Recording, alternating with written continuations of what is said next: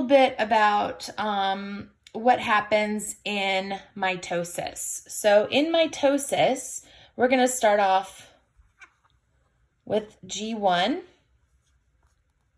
right? And let's say we've got an N in our example of 2. Okay, so that would mean 2N equals what, guys? If N equals 2, what's 2N equal? 4. Good. 4. Fantastic. So I'm going to draw this like this.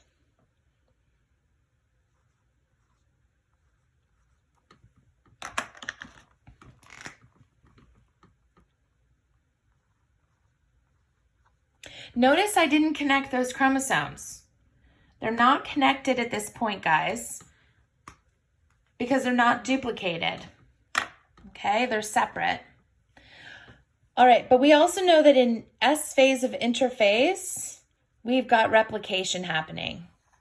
And replication is going to duplicate those chromosomes, and that's now a different looking chromosome. It's still one chromosome. So our chromosome number has not changed. It's just what we are calling a chromosome has changed. Okay, so let's draw what that looks like. So it would be like this.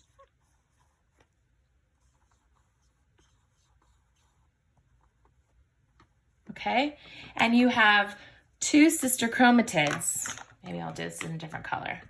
This is one sister chromatid, and this is another sister chromatid. Okay? But how many centromeres do I still have?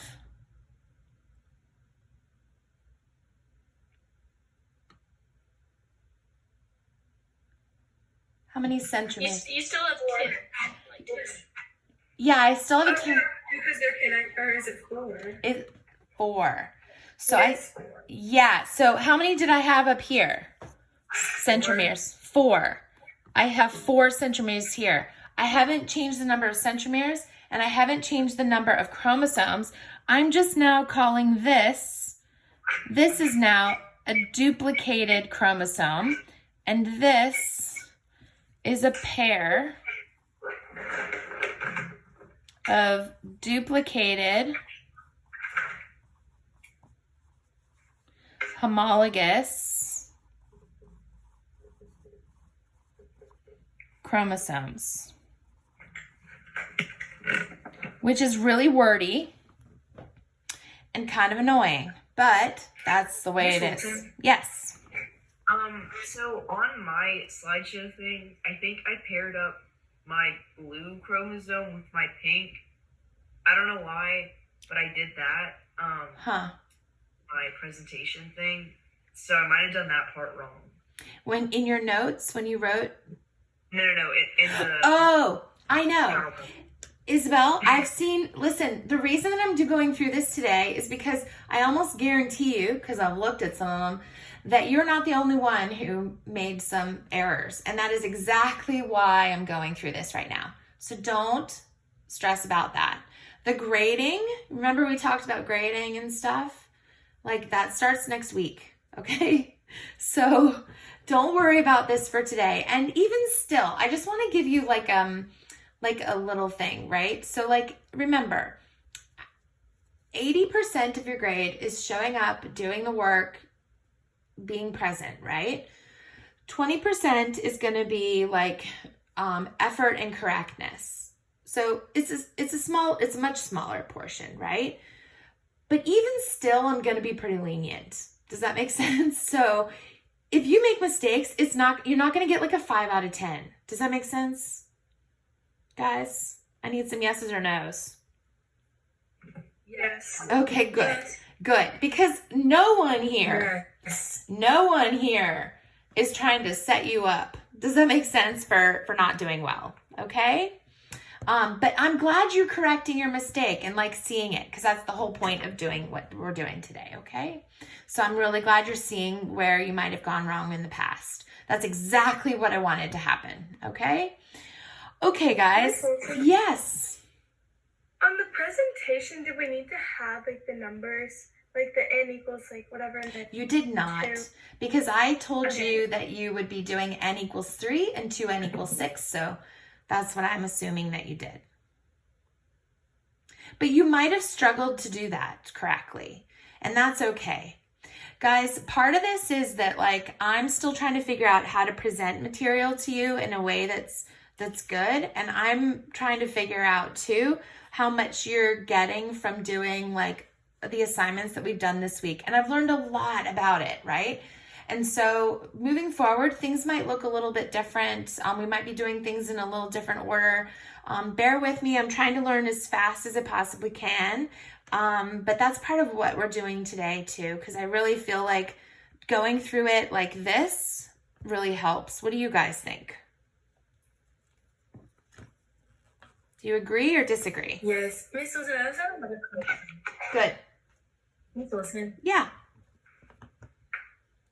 What's up? So I was wondering, like in G1 phase, when Yeah. you say N2, are you saying like 2 per like color or whatever, not like Yeah. 2 overall? Yeah, so what I'm saying is that we have 2 different chromosomes.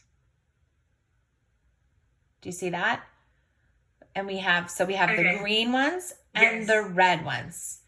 In humans, we have 23 different chromosomes. Does that make sense? And we have 2 from each. Yes. 1 and 2. Does that make sense?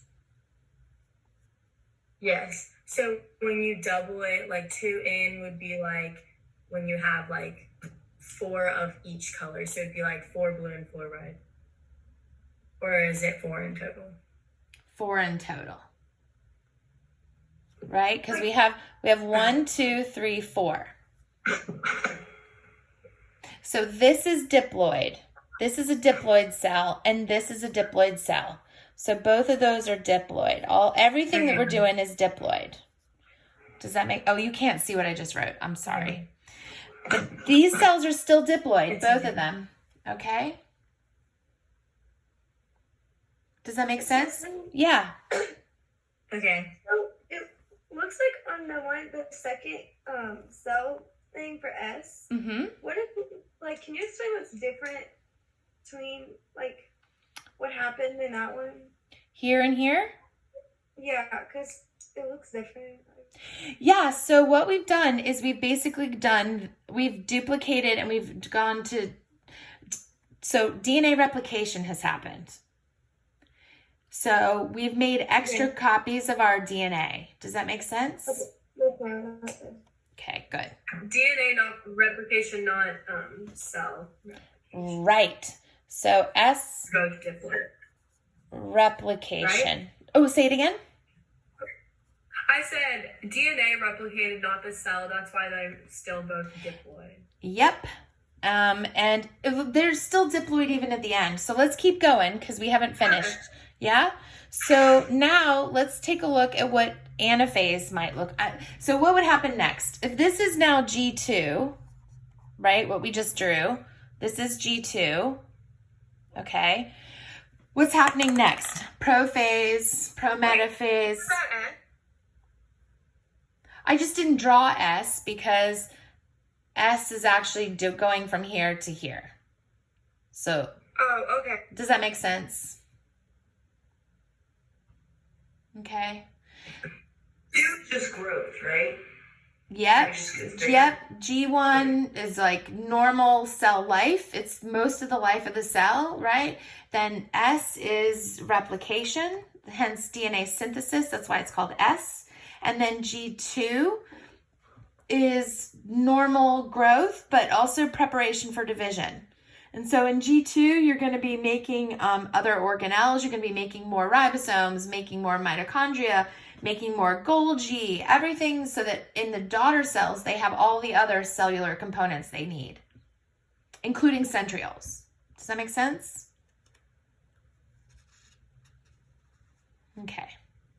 So what would happen after G2? Well, after G2, you're going to have prophase, prometaphase, and some books lump those two things together. Then you're going to have metaphase, metaphase middle. So those chromosomes will line up in the middle. And then we're going to have anaphase. And I particularly want to pay attention to what that looks like. So in anaphase, we're going to have some centrioles here at the poles. And we're going to have our centromeres break. And so what that'll look like is you're going to end up with like this.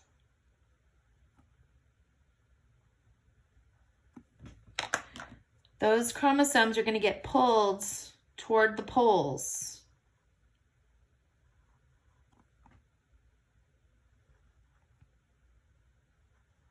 Like that, via those spindle fibers. Okay? So the centromeres break. The duplicated chromosomes go back to just being regular chromosomes. And you're starting to see the division of the genetic material here. So anaphase is really important. Are the things that like create the spindles kind of called like centrosomes too? That is such a good question. Okay, I am impressed with your question. Very good question. The centrosome is composed of centrioles and all the associated proteins that help move those spindle fibers plus the spindle fibers. So think of them as like a big complex of proteins.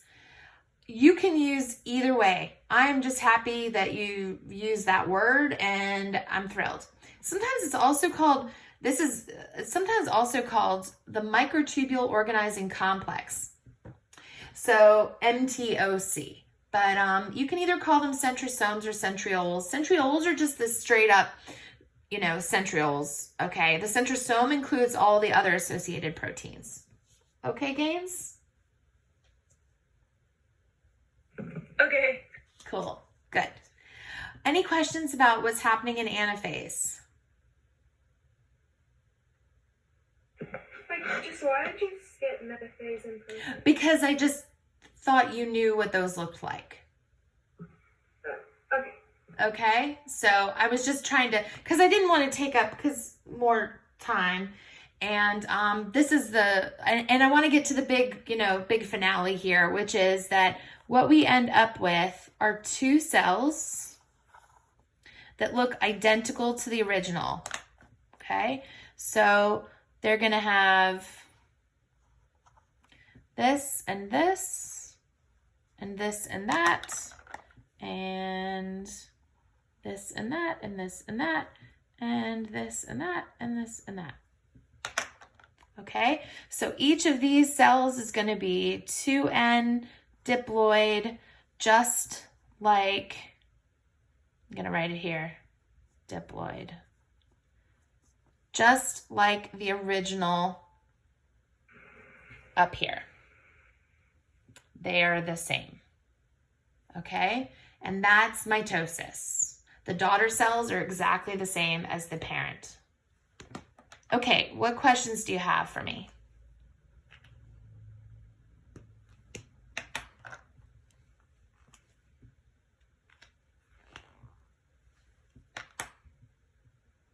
Are we using the like homework or the sheet on Google Classroom? Okay, so are we ready to go on?